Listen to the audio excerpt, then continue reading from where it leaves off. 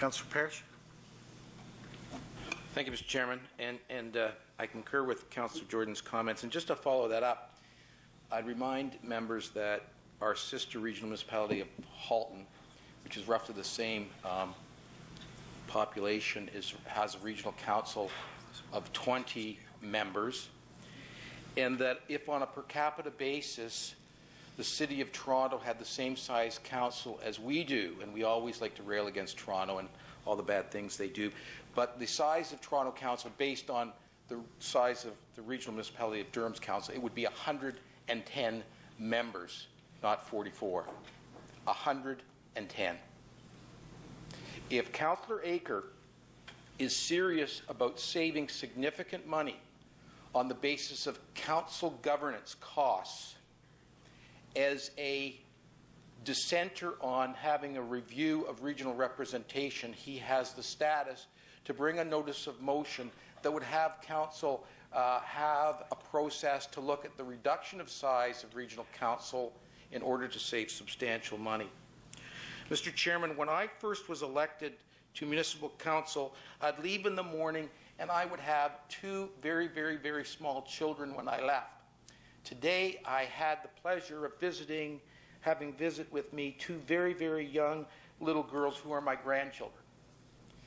I've been here a long, long time, and I've seen these types of things before. And I find it frustrating that this kind of just symbolism without substance comes forward from time to time.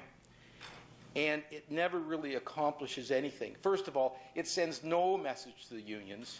The unions will get what they can get, and that's their mandate. Ajax went through a process similar to the one the region went through, I think it was last term. And the reason we had to go through that process is that we had frozen our salaries for periods of time that our salaries in Ajax were totally out of whack with our comparators in the region of Durham and beyond.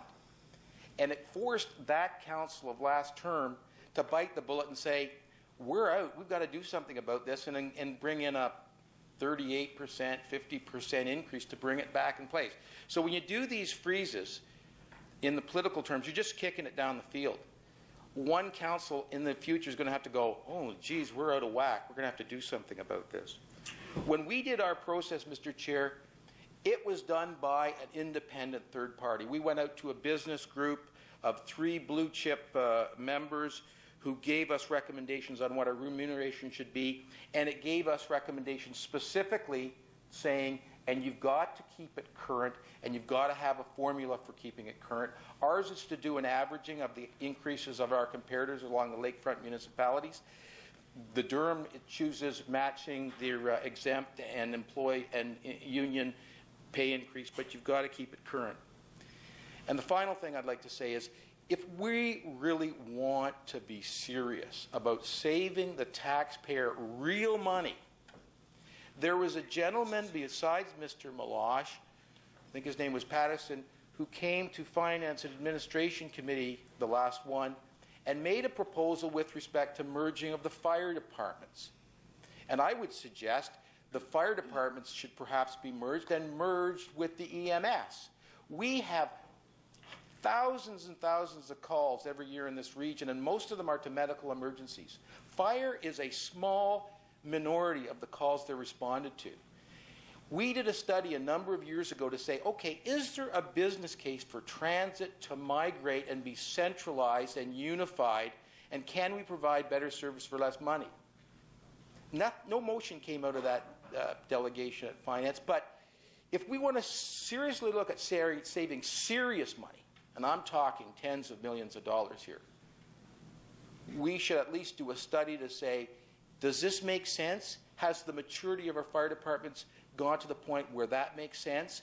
Could there be logistical solutions in having EMS and fire under a joint emergency services department? So there's important, serious things that you can do. But this is not that, and I won't support it.